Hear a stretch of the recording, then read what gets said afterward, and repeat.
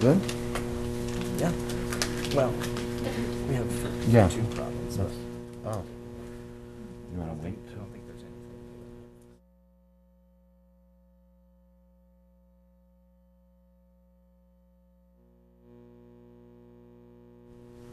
Okay, go ahead. Good evening. The mayor is absent tonight. However, he will be returning on Friday.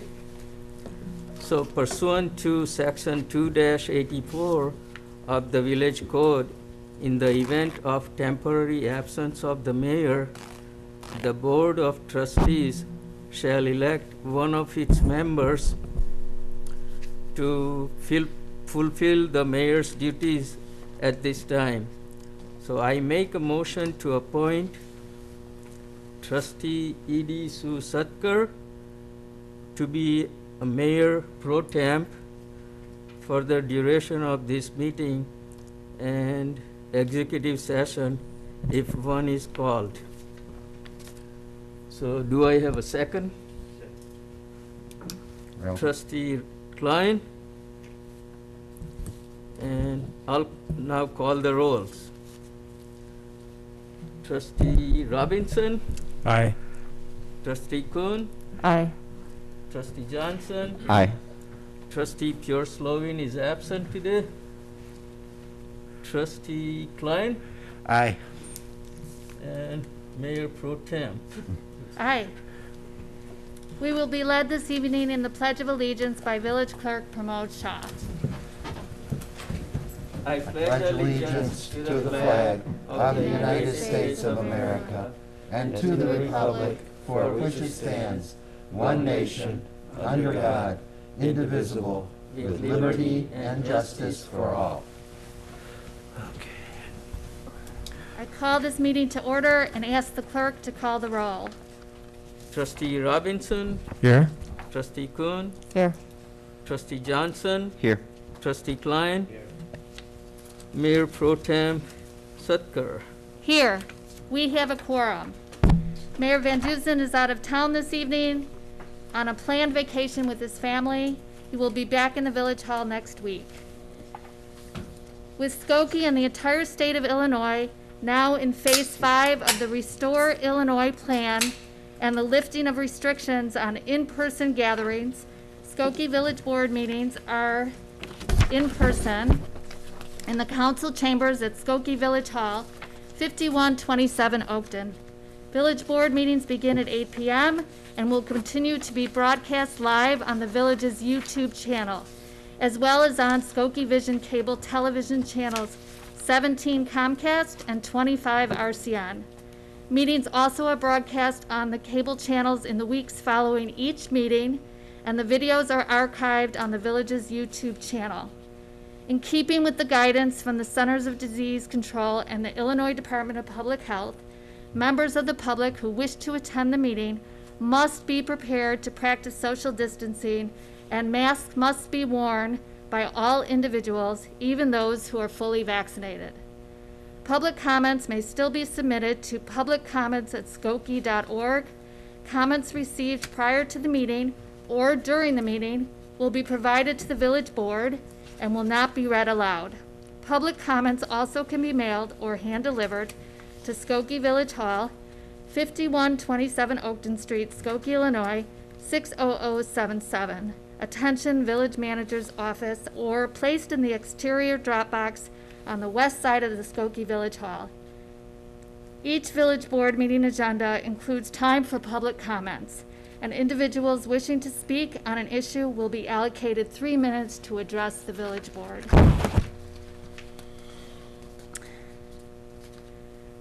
Let's take a breath with the mask on. Next item on the agenda is the approval of the consent agenda.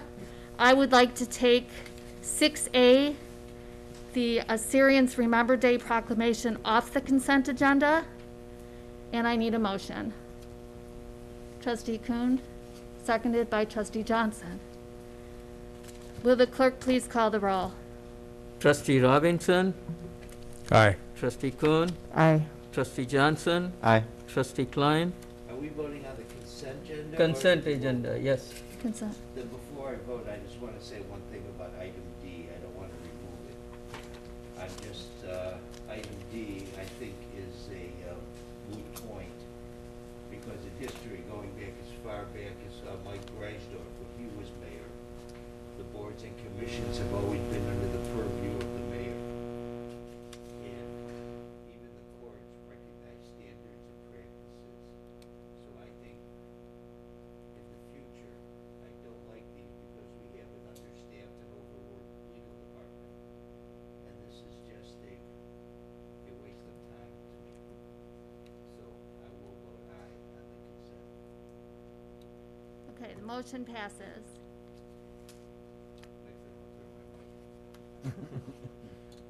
So now I would like to read the proclamation of the Assyrian Remembrance Day. Whereas Assyrians, an ethnic minority group, are the indigenous people of Mesopotamia and have lived in the Middle East since ancient time, including in what is today Turkey, Iraq, Iran, and Syria. And whereas today Assyrians, also known as Chaldeans and Syriacs, live around the world, including over 600,000 who live in the United States and over 80,000 who live in Illinois.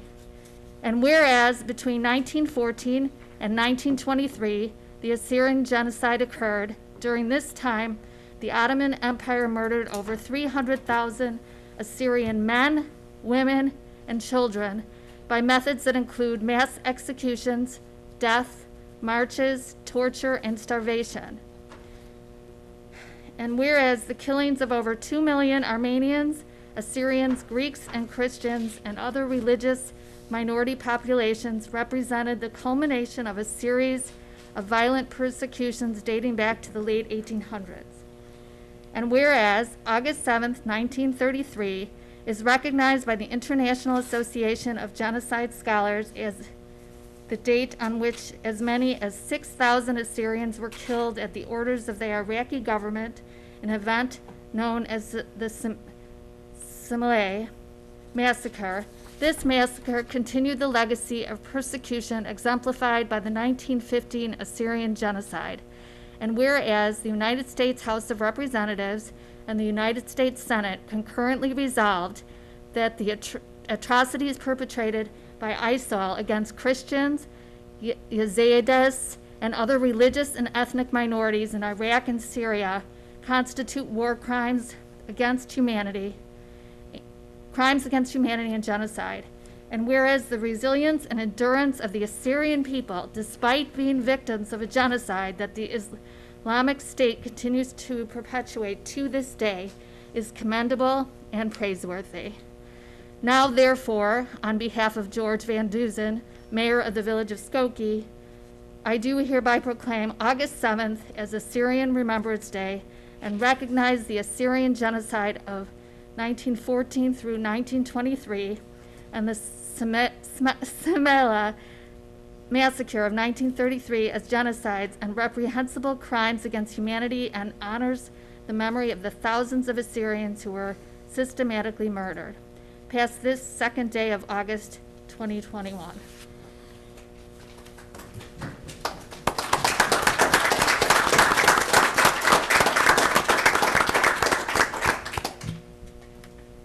And I wanted to introduce Mary Oshana, the Park Board Commissioner, who wished to speak tonight about the proclamation. Welcome. Thank you. Thank you, Trustee Sudker. Welcome, everyone. Thank you for being here today.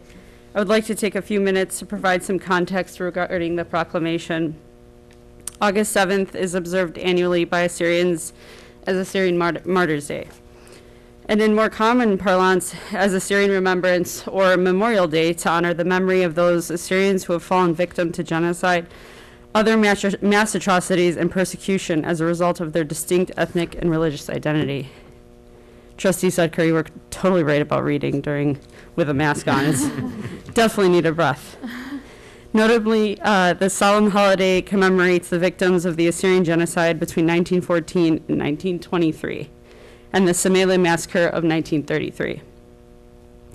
The United States is home to more than 600,000 Assyrian Americans. This thriving community is a proud reminder of survival and perseverance in the face of mass atrocities and extreme injustice. Illinois is home to one of the largest Assyrian populations in the diaspora. With approximately 80,000 Assyrian Americans living in Illinois, an ever-growing presence in our wonderful village of Skokie, with many in attendance here today. August 7th is a day when everyone can honor those lost and pay tribute to the perseverance and determination of those who survived, as well as the members of the Assyrian American communities who are affected by these crimes. I want to thank Mayor Van Duzen and the Board of Trustees for their support in presenting this proclamation today. Thank you. I would like to welcome Mr. Abraham Mirza, Midwest Regional Director of the Assyrian American National Federation and its Chicagoland affiliates, as well as other leaders in the Assyrian community for their attendance today, one being next to him, Lazar Chamo, the president of Marzaya Assyrian Organization of Chicago. I would also like to welcome and thank Trustee Alter Sargon of the Village of Lincolnwood, who, while also serving the Village of Lincolnwood, sits on the board of the Assyrian Policy Institute, which has played an instrumental role in educating the wider public about Assyrian issues. I would also like to take this opportunity to welcome and thank Naima Abraham, president of D219 School Board, for her attendance today.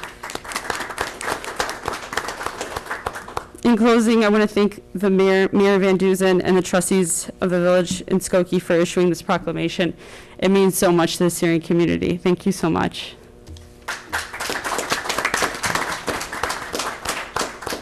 Thank you, Mary. Next item on the agenda is the report of our village manager, John Lockerbie. Thank you, Mayor Pro Tem. Good evening, everyone. First up on my agenda this evening is a COVID-19 update. Mike Charlie, our Director of Health and Human Services, is with us this evening to provide the most up-to-date information regarding COVID.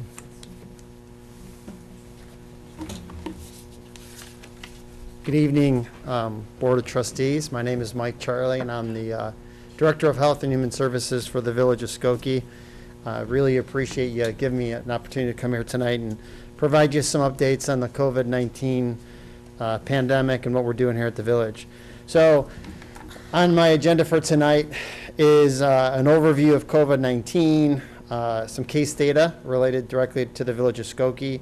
I will provide some vaccine updates and community transmission data, and then I'll also talk a little bit about school and COVID-19 during my presentation. So this is sort of like an overarching overview, right? Just to begin with, without going into any great detail. The Centers for Disease Control and the Illinois Department of Public Health and the Village of Skokie Health and Human Services Department are really pushing vaccination. And the reason is that masking, social distancing, things like that, really isn't the #1 prevention strategy. It's vaccination. And vaccines have shown to be effective against all COVID-19 variants. You know, despite what you hear in the media, the vaccines have been pretty effective, maybe not as effective against the variants, but they're still effective. As important, the vaccines prevent or significantly reduce severe illness and death. And I have some data later on in my presentation. I have some Skokie data where I'm going to demonstrate that. That even here in Skokie we're seeing it, where people that get the virus and have their vaccine are far less likely to be hospitalized or get sick. We know for a fact that around the country at least, and here in Skokie, vaccine hesitancy and refusal of the vaccine has fueled that COVID-19 resurgence. A lot of people are saying it's because of the variants. Well, if everybody was vaccinated, we wouldn't have those variants, right? Or at least we wouldn't have as many of the variants. This is all experimental, sir. You don't know. Okay, why are you so sure? Okay, he's got the floor, not you. Vaccination, vaccination equals less variants and less resurgence of the virus. So it's really important that people do become vaccinated. Vaccines are readily available to Skokie residents, and I will, on a future slide, provide some information as to where they're available locally. A vast majority of eligible Skokie residents, 84%, have received at least one dose of the vaccine, which is really amazing. And I'll also provide data on how that compares to the state.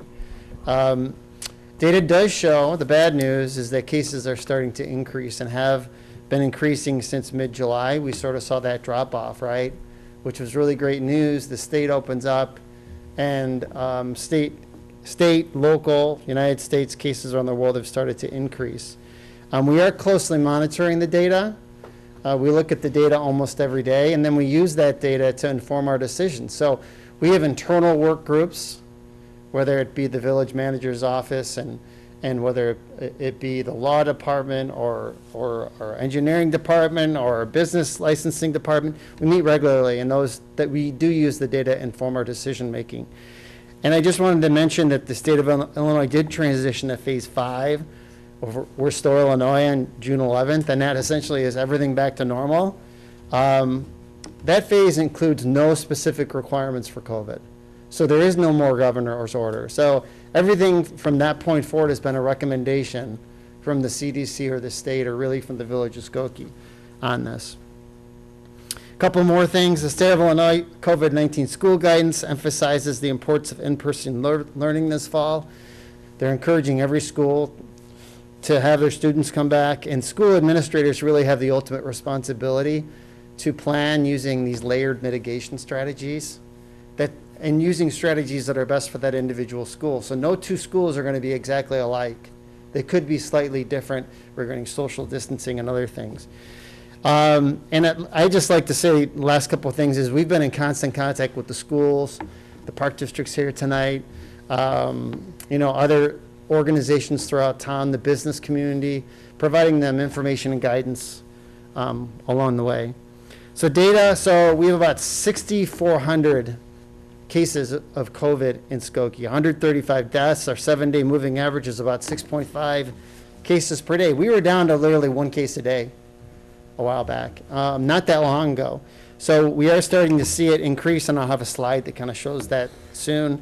Our positivity rate is 1.82%. We were below 1% for a while. And just to give you some reference, Cook County today was at about 3.1% positivity rate. This is a chart of the state of Illinois. And as you can see, again, in November, we had that huge spike. Here in Skokie, we had about 60 cases on our 7-day rolling average in the middle of November. And like I said, we're about 6.5 now, but our curve is essentially looks exactly like the state curve, pretty much. I just wanted to point out that June 11th is when the state went to phase 5, which was back to normal. I don't know what relevance that has, but just to show you that, we were sort of on the downward trend and it sort of plateaued and now we're back on the increase.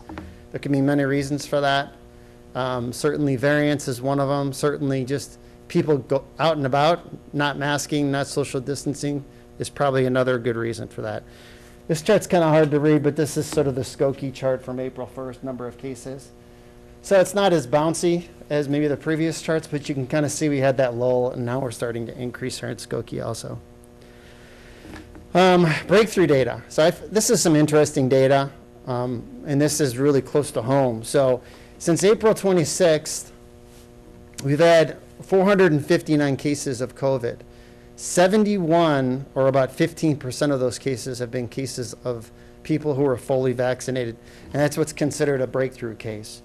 But this is some important information to note. Out of the 71 breakthrough cases, 0 of those cases required hospitalization. 0 of those cases died. And like I'd mentioned before, that one of the most important things about the vaccine is not only that it prevents, or at least it helps prevent the virus, but it also reduces your symptoms and hospitalizations. On the other hand, out of the 388 cases associated with unvaccinated individuals, we had 18 cases that required hospitalization and 2 residents died. In regards to percent of breakthrough cases, it has kind of steadily increased since April. So right around April, we had about 5.62% of the cases that were breakthrough cases. Just this last week, it was about 33.3%. We've sort of seen an upward trend, which is a little bit disturbing, but most likely related to the variants. And this is interesting data too. And this is Skokie data only now. 79% of the breakthrough cases have been Pfizer, while 50% of the people vaccinated were vaccinated with Pfizer. So you can see there's at least in Skokie, there's a greater risk of breakthrough with Pfizer at this point since April 26th. And in regards to Moderna, it's only 27% of the breakthrough cases, which is, Moderna has been 46% of the vaccine administered to Skokie residents. This is just a forecast from the CDC. I took directly off the CDC website. As you can see on the right, they're forecasting cases continue to increase, which isn't good news, and it's certainly something that we're aware of and we're using to inform our decisions. Here's some other updates. Vaccine is available throughout the community. I'm not going to read each and every one of these, but certainly here at the health department down in the basement, Wednesdays and Thursdays from about 9:45 to noon, anybody can walk in. You know, walk-ins are available. You can pre-register, which is what we prefer. We're not seeing a huge number of people, and I'll show you that to you on a future slide, but any of these locations you can reach out to. Several Walgreens, a CVS, Erie Evanston Health Clinic, there's walk-ins. So we encourage people to get vaccinated. This is just local data. This is our data. We've administered 28,000 doses here through Health and Human Services Department, and we've transferred out about 7,300 doses to different healthcare providers. Essentially, some of the smaller healthcare providers in town will request vaccine whenever they need it, and we just transfer it to them. This is sort of a chart. If you look at this from December through the 26th of July as to how many vaccines we administered, the black are first doses, the red are second doses. If you look at this, we sort of, our last mass vaccination clinic was actually on June 17th over at 770 Frontage Road, and we moved everything back here just because of demand. We didn't need anymore. This is our vaccination rate, fully vaccinated individuals. So I think I'd mentioned we have 86% of our eligible residents have gotten one dose. Well, 78% of Skokie residents are fully vaccinated or eligible, so anyone over the age of 12. The state is about 58%, so we're doing pretty good compared to the state average. Community transmission. So if you were to look at this, the CDC came up with a metric to measure the level of community transmission, where they said if you're over 100 cases per 100,000 people over the last week, it's considered high community transmission. This is a map of the United States. As you can see, if you were to overlay this with the vaccination rate, you'd see that the northern end of the country has a higher vaccination rate than the south. And you can see that more people are getting COVID in the south than in the north. You'll also see that if you looked at this a couple weeks ago, a lot more of the country would have been in the yellow or blue or even orange. Now most of the country is in the red, so you can see it is getting worse. Our current community transmission rate, which I'll show you on the next page right here, is 69.2 cases per 100,000.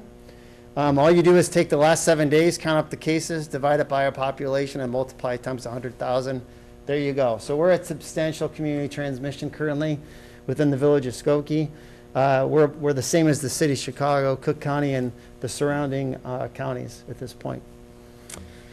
Again, the higher the community transmission, the greater the risk of getting COVID, the greater risk of transmission. The CDC just recently, within the last week or so, recommended that individuals that are vaccinated and unvaccinated wear masks indoors. Thus, we're all wearing masks tonight, even though most of us, well, I'm aware that most of us are vaccinated, at least up here. So anywhere where there's substantial or high level of community transmission. Another reason why community transmission is important is that on July 9th, the Centers for Disease Control and the Illinois Department of Public Health came out with guidance for schools. And within that guidance, it recommends for schools where to use like a layered prevention strategies and to strongly take into consideration this community transmission rate. So this is a rate that our school districts should be looking at in order to inform their decision making as to what prevention strategies, social distancing, ventilation, masking, testing, what they're going to utilize in their schools. Because certainly I would think that as the number of cases go up, they should be more stringent with the prevention measures.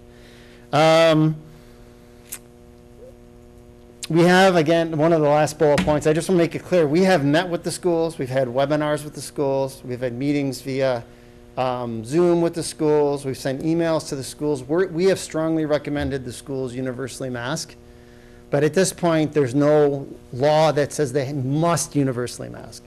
But I know all our schools will make the correct decision for their individual schools. I wanted to mention a little bit about State of Illinois, Restore Illinois Phase 5, and make it clear that right now there is no governor's order with COVID-19. It's all recommendations. So we can't go out to an individual business or an organization and say, you must mask, or you must limit your facility to less than 10 people per square foot or whatever. Not at least through a state order.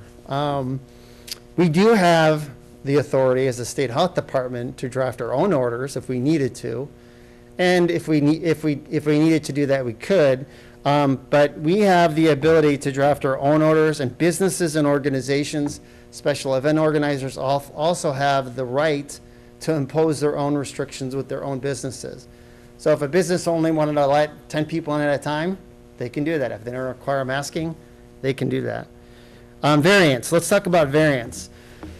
So I am not an expert on variants. I am not, I don't work for the CDC, but I know enough about them to know that the CDC has created this schema where they've grouped variants into 3 different categories, one being the variant of interest, one being a variant of concern, and one being a variant of high consequence. There are no variants of high consequence in the United States. Despite what the media has told you, the CDC hasn't defined any one of our individual variants as being the top tier yet, as being, a really significant risk to the public. But there are 4 variants of concern, and a variant of concern is a variant for which there is evidence of an increased transmissibility, more severe disease, significant reduction in neutralization by antibodies generated during previous infection or vaccination, a reduced effectiveness of treatments or vaccines, or diagnostic detection failures. For example, the Delta variant, which is in the news, they say is 40 to 60 times more transmissible than the Alpha variant. Now, the Alpha variant was 40, 50 times more transmissible than the original virus. So you can kind of see how these variants continue to get better at transmitting. So these are the 4 different variants of interest. There's the Alpha, Beta, Gamma, Delta. I'm not going to read all this, but what I did note in the red is that the Delta variant is currently 82% of the cases in the U.S. This sort of shows you sort of a timeline. This is back on 4/24. Back on 4/24, the Alpha variant was the most prevalent one. You can kind of see how small that's gotten up here, and on the far right, you can see that the Delta variant is the majority of the cases. Okay. In conclusion, get vaccinated. At least from what I can see, the public health evidence is that vaccination is still really important. Vaccines do prevent or significantly reduce severe illness and death. I think that should be reason enough, even if you don't believe that it's going to protect you 100%. I think if you get it, you're going to be happy that you're not hospitalized. COVID-19 cases are increasing in Skokie, and we are currently experiencing substantial community transmission, and we're paying careful attention to this because, like I said, it does inform our decisions on what we do, evidenced by us wearing masks right now. And the CDC is recommending that the public consider layered prevention strategies. Now, these are all recommendations, and the public really has their options at this point, whether they want a mask, whether they want to social distance, whether they want to go to the grocery store or have their groceries delivered. But at this point, the village is trying as much as possible to follow these things and provide guidance and vaccinate and kind of carry on in the COVID-19 pandemic. So with that, I can certainly answer any questions the trustees might have. Do you have any data points about young people 12 and up in terms of their vaccination rates within the village? I'm sorry. Do you have any data about young people 12 and up and their vaccination rates within the village? I do. 68% of individuals, well, 68% of individuals 12 to 17 have at least one dose of vaccine, which is below our 86%. And that's one of the reasons why we've been asking the schools to send out information to the parents and guardians and students to encourage them to get vaccinated. And we've been using the Skokie e-News and other things to try to get the information out.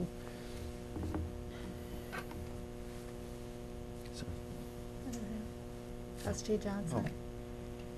This isn't really a question, just a comment. This is kind of the agenda item that I was most dreading, just because I know the news hasn't been great in the past few weeks. You mentioned that our average case count per day had dropped all the way to 1, just 1 new case per day. And it's been kind of, I think, depressing on our end to see that number slowly start to inch upwards again. Yeah, thank you for your presentation. This was super thorough and super helpful. I think, yeah, definitely. That's not the question. You asked me a question. I came here to. Excuse me, sir. You will have a chance during public comments to speak. He's talking to you guys only, not Right, us. right. When can we ask the question? At the end of the meeting, we will offer public comments, and then you can go up to the We can have podium. discussion after he told us he's a fresh, we can ask the question while he's here. That's normal to me. Why I'm here? Why this is public? We wanna have saying here too. You can, He's all the time talking to you guys like we are not here. I don't know. What? I'm first time on a meeting, but this is not how I think that meeting's supposed to go. So let us explain that this is a meeting of the Board of Trustees of the village, and they have an agenda that's preset and pre-published to the public for reasons of the Open Meetings Act. It is not set up for a dialogue or debate. However, we value your opinion as much as anyone else's, and as Mayor Pro Tem has indicated, as soon as we get through the other items of as listed on the agenda, you will be given 3 minutes to raise any questions you want that you feel the trustees should be aware of or should think critically about. So just give us a few minutes and we will be able to get through it. We, of course, value your thoughts as much as anyone's. thank you. Thank you, Mike. Thank you, guys. Item B is regarding the Village of Skokie Green Alley Program, Alliance Contractors of Woodstock, Illinois, for $454,822.80. The village received grant funds from the Metropolitan Water Reclamation District of Greater Chicago for construction of identified permeable alleys. The 3 alleys to be constructed currently are either paved with ongoing drainage issues or have an aggregate surface that requires extensive maintenance from Public Works. 9 bids were received, and it is recommended the village utilize the services of Alliance Contractors, a firm the village has worked with in the past with satisfactory results. I concur with staff's recommendation and respectfully request Mayor and Board approval to enter into a contract with Alliance Contractors in the amount not to exceed $454,822.80. Thank you. I need a motion. Trustee Kuhn. Seconded by Trustee Klein. Will the clerk please call the roll? Trustee Robinson, Aye. Trustee Kuhn, Aye. Trustee Johnson. Actually, could we ask some questions of Liz or someone from Public Works? Sure. Is that, sorry, I thought we'd first get the motion oh, on and then ask the question. sure. Okay. Okay, then aye. Trustee Johnson, Aye. Trustee Klein. Aye. Mayor Pro Tem Sutcliffe. Aye. Comments or questions? Thank you, Russ. Could you maybe just give us some information about why these 3 specific alleys, kind of what about these specific alleys makes these good candidates for this Green Alley initiative? Yeah, definitely. Good evening. My name is Russ Riedfeld, Director of Engineering. So, Trustee, those alleys were selected. One of them is gravel, and the reason that we looked at doing that one is because the area itself is just too flat. So there's a garage in the middle that is at the same elevation as either end of the alley. So no matter what we did with grading it, there was no way that we were going to get it to drain. And so doing a green alley in this location made a lot of sense because it would allow groundwater recharge through the stone base under the pavers, and it would also alleviate adjacent private property drainage concerns. And the other two alleys, it's a similar situation where it's an existing drainage issue. Those alleys are concrete, however, as opposed to gravel, but they have been installed for a long time. They're probably at the end of their service life and they've failed. And so they were contributing to, again, adjacent private property drainage issues. And so they were great candidates for this program. And kind of just for our sake and for the public, could you maybe say a little bit about what makes these green alleys in terms of materials, in terms of the need for climate adaptation? Yeah, definitely. So the alleys themselves are bordered on the sides by 2 concrete ribbons, and then inside the concrete ribbons are permeable concrete brick pavers. And underneath those pavers is really what does all of the work. It's a stone base, and so the base underneath the alleys being stone as opposed to clay, it allows, number one, a volume for water to be stored in, and then number two, the increased surface area of that stone layer and more contact with the surrounding native soil. It really is beneficial to the groundwater recharge and getting the surface water back underground. Are there any other comments or questions? Okay, we have a motion on the floor by trustee Kuhn, seconded by trustee Klein. We're going to call the recall. We're going to do that roll call again.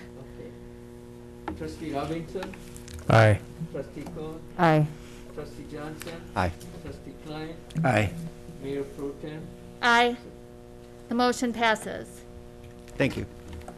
Item C is regarding consideration for approval to enter into a power supply agreement with MC Squared Energy Services LLC.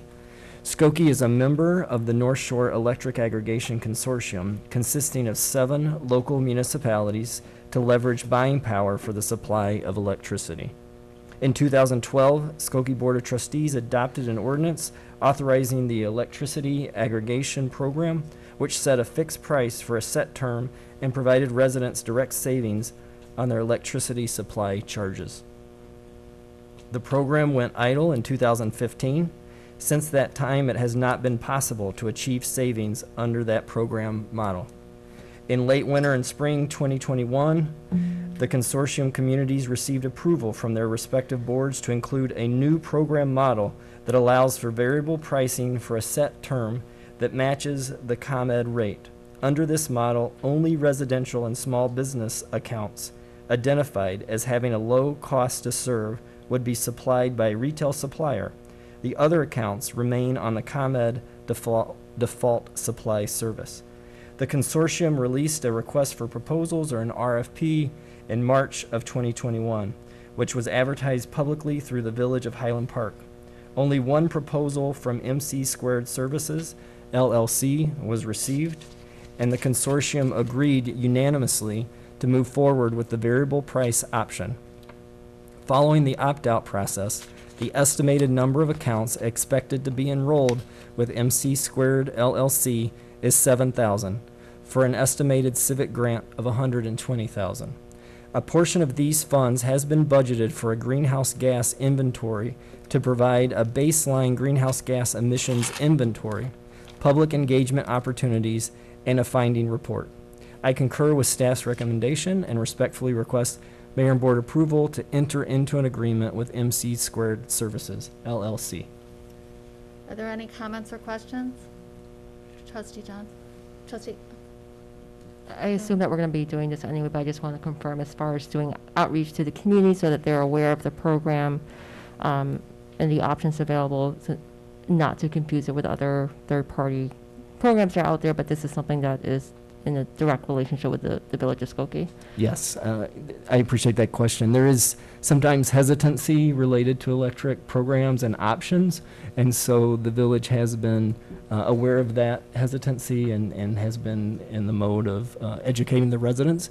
Liz Zimmerman, our assistant to the Public Works, director has been our lead on this, and I would like for her to also answer, maybe if you have anything to add. And if there are other questions, she will be able to answer those as well. Thank you for having me. Thanks for the question. I do have a draft website ready to go for tomorrow, pending board approval. I also have something for antennas to go out next Tuesday that describes, the letters that we will get, that they should not be answering phone calls or doors from any solicitors. And we continue to push that out on Facebook and Instagram as well. Just a follow-up question. We're going to have other language materials available as well for those non-native English speakers? I have not developed that. However, I know that we do have the function on our website, or the capability for the Google Translate, and I can talk to Anne further. At least for some of the major languages, Okay. to make sure that it's accessible to those community members. That's a very good suggestion. Thank you. Okay. Trustee Johnson, did you hear? Something I've already talked to a few of you about is I think really the only thing that, my only concern with this is that the focus is so much on the price as opposed to the source of electricity. I was actually really hoping that maybe somebody from MC Squared might be here tonight to answer some questions, but from the data from their website, it suggests that 94% of this electricity being supplied is non-renewable, and that maybe up to 60% is from fossil fuel fired power, from maybe 40% natural gas, 20% coal. Do those numbers sound correct? Yeah, we did have an option on the contract. We tried to, when we went out to bid, we'd had one of the options was for 50% renewable energy mix. There was no bid on that. There's various reasons. I know, for example, wind energy is typically used for nighttime energy, not for peak load daytime energy. And so I just think the grid is not quite there yet to provide that amount of renewable energy. So, we're focusing on what we can do. We're using this grant for green initiatives. And in addition to that, we put a pause on the program to promote our community solar program, which does, in fact, promote renewable local energy. And we're continuing to move forward with our Soul Smart program as well, which is going to encourage homeowners to put solar panels on their roofs. So, right now, those are the options that we have available to us, and we're trying to promote and leverage, what we have available at this time. Do you think those numbers, if this is a 3-year agreement, do you think those numbers in terms of our energy mix, do you think those will be significantly different in 3 years, or? No, the consultant believes that those numbers are not going to change significantly in the next 3 years. It's as we look at renewable energy, he's talking we're more in the 12 to 20 year range to see significant changes in those percentages. And that's on the grid. That's not necessarily just the supplier. Right. This consortium, well, and 2 of our fellow member municipalities have not signed on to this. And I was wondering if you could say maybe a little bit about why. Sure. I can't speak to Park Ridge. They did not engage during the process. I'm just not sure why they didn't decide to participate in this aggregation program. Glencoe just has to my understanding, has a much different makeup than us, and so they probably don't have as many low cost to serve accounts. I don't think that the benefit for them to participate was there. And have all the other communities already weighed in? The other communities, we're the last community to sign up, to approve. Something I kind of a fear that I expressed to our village manager earlier is, would this, in your opinion, would this hinder in any way in the next 3 years progress towards achieving a greater percentage of renewable energy for Skokie residents if we're signing on to a power supply agreement for 3 years? A year or 2 from now, is there going to be any change that? No, again, we're looking for that 8 to 12 that longer term time period before we see any significant change in those percentages.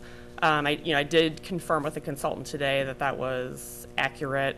In fact, we would essentially be hurting ourselves with not having the civic grant for green initiatives. Okay. Can I ask one final question? From my understanding, the consortium is all about obtaining the lowest possible rate by operating collectively and using kind of the leverage of operating collaboratively with other municipalities.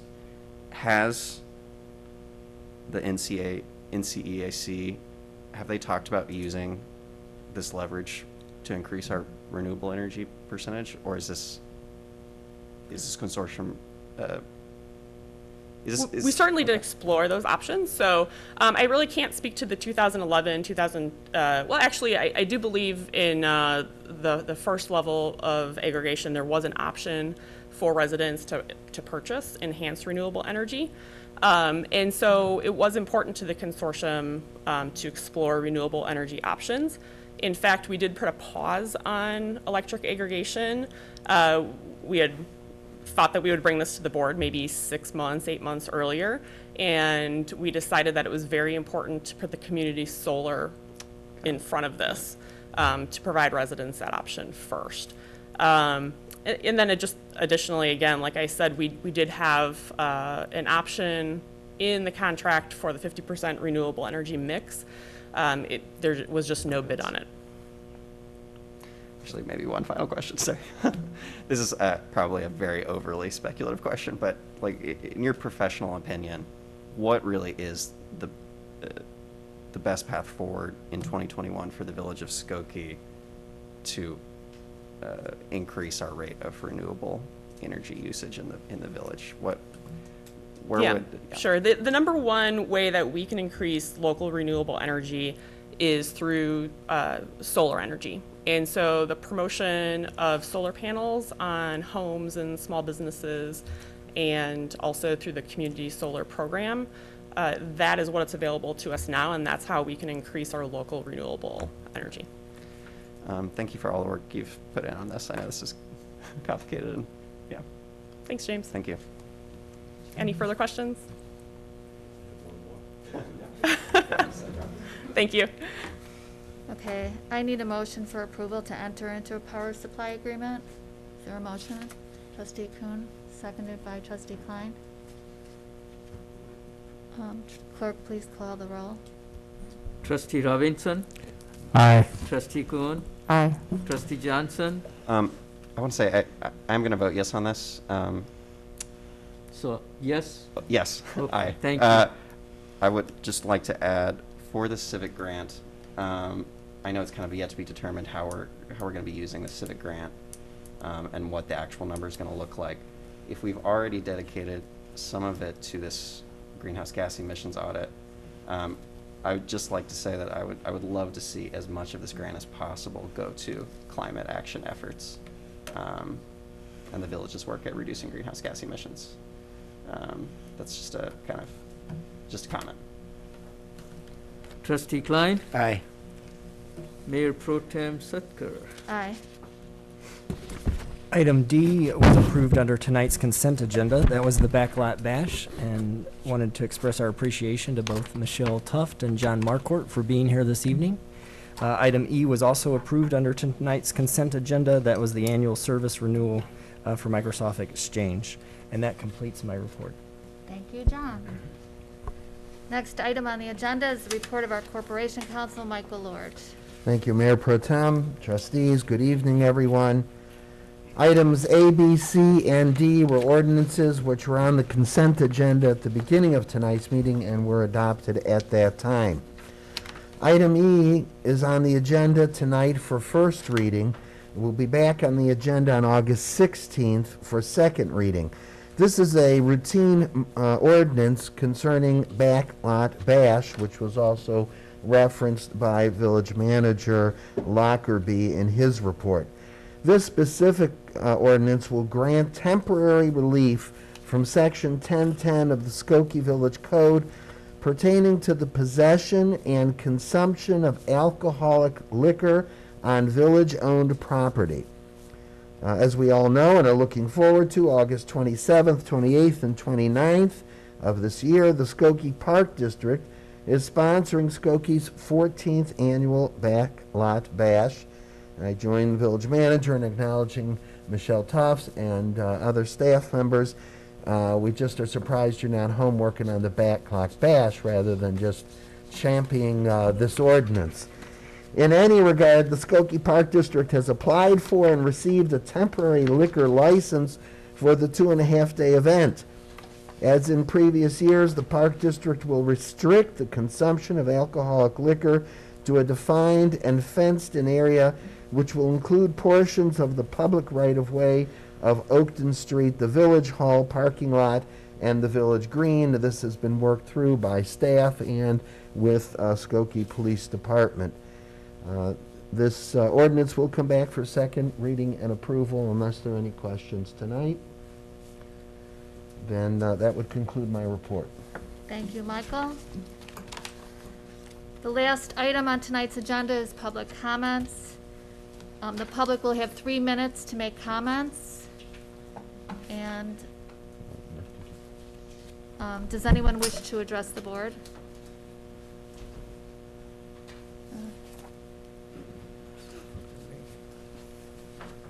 State your name. Yeah. My name is Stephen Frank. I live on Enfield and Bronx. It's one block north of Dempster and Bronx. On occasions, I go to Target. I live near the Currency Exchange. I don't use it very often. And Kaufman's Bakery. So I have to cross Dempster at that corner in order to get to those locations. I wouldn't drive my car since I'm so close. I have observed on several occasions people making U-turns in both directions. I have seen people unable to negotiate a curb with oncoming traffic. They're at a 90-degree angle to cars coming at them. The last time I saw a woman crossing the street, a pedestrian, and a car making a U-turn and nearly killing her. I was terrified. I was absolutely scared. Luckily, she was not injured. I recommend that no U-turn signs are placed there, as well as cameras, and heavy fines are given to people who make U-turns at that intersection. Thank you. Thank you very much. We'll look into this. Yes. Hi to all of you guys. First time in the meeting, 20 years in Skokie, lived in church, 503, and I had to move, and this mayor approved the low-income people to come in Skokie in these numbers.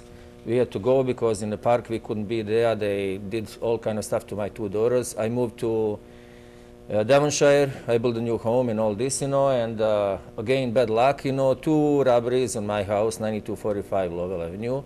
And I don't feel safe in Skokie much, as whatever you guys think, it's nice and beautiful. We have options for COVID and all this, super life is good. It's not, from my perspective. I came here for the fence purpose. I built a fence, 6-foot fence. I pulled 2 permits before. I'm a construction guy, didn't have a time, built a fence in meantime. And I had a problem with the Inspector George Salas. I guess you all know him. He came over there, started screaming and all this. We had issue, and we had police came, and it was a police report and all this. On the end, to make it short, in meantime, when I talked to building department, they told me go to board meeting, you guys, address this, and check before I come here what's going on in other suburbs around us, what's the height of the fence. Since whatever you guys talking, I was on planning department up there, they're saying, oh, if they want to come to your place, they will come anyway, whatever, If I'm a thief, I will go somewhere where there is no fence, or then 4 foot, then 5 foot, then 6 foot, I will do last, okay? That's why I don't buy that logic. If Evanston has 6 foot allowed fence, on the side and the back. If Wilmette has a 6 foot after court case in 2017, when some kind of rich person sued them or did something, whatever, it was 5 foot like you guys. It was 4 foot in 2015, like you did here. I don't even know why you're changing code up and down to looks like you're doing something or whatever. And people, if you want to build a fence, you want to protect yourself, not to have a fun with the fence and kids that play around the fence. You want to protect yourself. After 2 robberies, I need a fence 6 foot. 5 foot, 4 foot, no. And Wilmette has 6 foot. Winnetka, where all the rich ones are, we all know that, 6.5, okay? And it can be on the front, on the sides, everywhere, all around, okay? Same thing in Highland Park, and so, you know, that I don't go further, okay? I inform you about everything. Then if you think that Skokie here is the safest, and that this would go 5 or 4, or no fence at all, wrong. I had 2 robberies. Skokie is not that safe. 2014-15, when I called police for something, lady policeman, police girl, she answered the phone and she goes, she started to talk friendly with me. She said that she lives in K-Town. This is called K-Town here, Oakton, Maine, and around Skokie Boulevard, whatever. And she cannot even do jogging in the morning, run, whatever, because she don't feel safe. Police lady on the phone. And few times when I call also police, they beg me that I go to village with other people and probably press on you guys or on mayor to employ more police people. I'm saying that loudly because it was like that, 1000%. Police people, they want more of them because they cannot sustain crime after low-income people came here. You can welcome immigrants, everybody, but low-income people, you have to think twice. You took federal money. What happened with that money and all this? That's another question. Go ahead. Thank you very much. It's been 3 minutes. No, I have another question for this guy. Okay. Mr., I don't know your name, sorry. Why don't you say 4131 Enfield lady just died from vaccine? Do you have that information or no? She received vaccine and she died. Again, please address the trustees. You guys? Yeah, I we had a really- question for him. Okay. That's not the purpose of this I evening. know, okay. We got information, all of us from, I'm wondering why not too many people, many of us came here, if it's public. I don't know why, because you guys talking among yourself, okay? We should know. I guess you are here because of us. We voted for you. I don't know how you appointed or we voted or whatever, okay? You represent us, okay? And our voice is supposed to be heard. Why don't he say that how many people died from corona vaccine? Why? And I know for a fact that some people died. And we have all this pleasant and nice, this will go on YouTube and all this, you know. It's not like that, okay? Masks, I salute masks. That's good idea, okay? We shouldn't abandon the mask to start with, okay? Like to encourage vaccination, let's give a break to vaccinate people, no mask at all.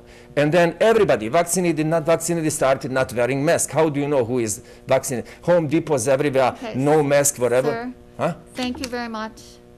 Right now, everybody's wearing masks. Right, but sir. when vaccine doesn't work, why you don't talk about ivermectin, that you just take 3 pills and you're done, 6 pills of hydroxychloroquine, you're done, pandemic over, okay? You're just talking vaccine this, vaccine that. Vaccine is mistake. Sir, thank you very much. We listened to your first comments, and did you want to? What can I expect from the fence? So the history of the fence, years ago, there were a lot of requests for variance to the village ordinances regarding fences. And so the Zoning Board of Appeals was having case after case, resident after resident coming and asking for special consideration to not be in compliance with the village ordinance. So in 2012, the ordinance was revised in order to establish the 5-foot height for side yards. And part of the reason for that 5-foot height requirement was based on the police recommendation for safety and for purposes of people to be able to look over a side fence. And so the policy has been established. What, police are short people or what? Asking, why police? Sir, I was police just can trying- jump over 10-foot fence if he is policeman. Why police would cry about 5 or 6-foot fence? I don't understand that. I just wanted to inform you of why the decision I was have made. a question right away. Go ahead. What else you gonna say?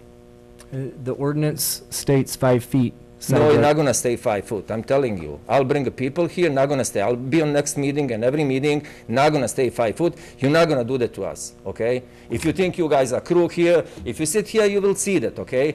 But if you are there, then you guys think something else, you are above us or something. Not gonna be like that. It'll be 6 foot, I'm telling you, like in other suburbs. It will be. You can try, okay? And he can try with his COVID information. This is all wrong. Thank you, Okay, sir. people don't think like that. And I'll be back with many people. Were there any written comments? There were no written comments this evening. Thank you. John? Trustee Klein?